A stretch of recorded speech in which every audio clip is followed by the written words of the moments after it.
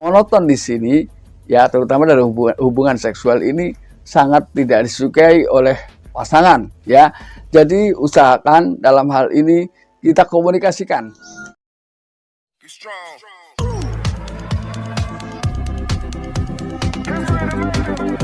Assalamualaikum warahmatullahi wabarakatuh. Kembali lagi bersama saya Kang Kumis. Pada kesempatan kali ini Kang Kumis kembali bersama sahabat semua. Tentunya masih di channel Kang Kumis, channel yang tidak pernah bosan ya, membahas seputar kehidupan rumah tangga, dari masalah percintaan hingga perselingkuhan. Nah, pada kesempatan kali ini Kang Kumis ingin membahas mengenai 7 tanda wanita atau istri baru main dengan pria lain. Nah, ini tentunya adalah hal yang membuat seseorang pasangan ya menjadi penasaran. Kira-kira apa saja sih tanda-tandanya ketika seseorang ditengarai sudah melakukan main dengan pria lain ya. Halo teman-teman, jangan lupa ya subscribe di channel YouTube Kang Kumis. Ya. Yang pertama, biasanya ketika seseorang ya dicurigai sudah main dengan lelaki lain atau pria lain, ini memiliki bahasa tubuh yang tidak konsekuen. Artinya bahasa tubuhnya memang berubah-ubah ya. Bisa jadi ketika dia berada di 3 tempat, dia akan memperlihatkan bahasa tubuh jadi 3 bentuk ya. Jadi tiga perubahan maksudnya. 3 perubahan itu ia akan lakukan. Nah, hal ini sebetulnya ketika seseorang termasuk melakukan bahasa tubuh yang berubah-ubah, ini karena didorong faktor adanya kekhawatiran yang begitu kuat di dalam hatinya. Jangan-jangan apa yang ia lakukan ini terdeteksi oleh pasangan. Jadi ketenangan ini tidak ada ya. Walaupun dia dalam kondisi duduk, dia akan tetap tidak bisa diam. Ada saja yang dimainkan ya, entah itu menggaruk-garuk kepala walaupun tidak gatal, atau mungkin dia terlihat gelisah. Ini salah satunya ya. Lalu yang kedua, dia memiliki sifat yang berubah, termasuk lebih pendiam dari biasanya. Yang mungkin dia justru pada awal-awal sebelum terjadi hal yang demikian, dia adalah orang yang pertama kali membuka pembicaraan di mana pada saat berkumpul dengan pasangan. Nah, namun akhir-akhir ini ia menjadi wanita yang jauh lebih diam dibanding biasanya.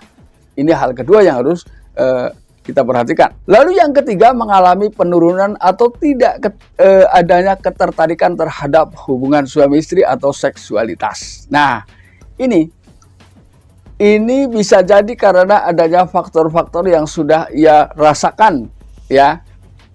Ini mohon maaf ya, monoton di sini ya, terutama dari hubungan seksual ini sangat tidak disukai oleh pasangan ya. Jadi usahakan dalam hal ini kita komunikasikan langkah apa yang akan dilakukan biar keduanya dalam melakukan hubungan suami istri merasa nyaman dan bahagia. Artinya bisa jadi seseorang terjadinya faktor kebosanan itu karena adanya monoton atau tidak ada variasi dalam hal tersebut. Sehingga diam-diam ketika sudah seseorang ini sudah merasakan variasi terbaru bersama pria lain, bisa jadi ia menjadi berkurang terhadap hasrat seksualnya. Ini. Yang keempat, apakah ia menjadi lebih terpaku dengan ponselnya, dengan gadgetnya? Nah, ketika sudah seperti itu, berarti memang di sini sudah terbangun sebuah komunikasi yang lancar, ya. Artinya memang mungkin sudah mulai ada kedekatan. Ini. Lalu kemudian yang kelima, ya, ketika pulang kerja dia sama sekali tidak ada basa-basi terhadap pasangan, terhadap suami, ya. Walaupun mungkin di dalam hati suami sudah agak sedikit dongkol ya, karena mungkin ditunggu nggak pulang-pulang, namun begitu pulang ia justru langsung pergi ke kamar, kemudian langsung mandi dan tanpa banyak bicara lagi. Ketika ditanya dia hanya menjawab capek seharian. Ini. Nah, ketika hal ini terjadi berulang-ulang, maka tidak menutup kemungkinan pada akhirnya suami pun berpikir. Nah, inilah makanya di sini faktor adanya dendam ini sangat mudah ya, ketika orang tidak bisa betul-betul menyikapi kondisi tersebut ya, karena kesal didemin pasangan, bisa jadi suami ikut-ikutan selingkuh ketika dalam hal ini seorang suami tidak mampu menyikapi kondisi yang sedang dihadapinya. Ini. Lalu kemudian yang keenam adalah sulit diajak bicara. Nah, ini siapapun kalau didiemin ini nggak nyaman loh ya. Ini Ini untuk semuanya saja. Jadi jangan pernah menutupi atau mendiamkan permasalahan, karena permasalahan ini tidak akan selesai ketika didemin. Ya, artinya dua-duanya bisa jadi sama-sama diem. Ini semakin panjang rentetan masalah-masalah, semakin bertumpuk. Maka ketika ada masalah, bicarakan baik-baik, jangan didiamkan, karena diam bukan menyelesaikan masalah, justru akan menambah kecurigaan dan masalah-masalah baru. Lalu yang ketujuh, bicara tentang seseorang ketika dicurigai sudah main mungkin dengan pria lain, mungkin ya, ini biasanya memiliki aroma yang berbeda dari biasanya. Ya, ini biasanya seperti itu. Nih, nah, yang bisa membedakan aroma pagi dan aroma sore hanyalah pasangan, karena pasangan tahu kesehariannya.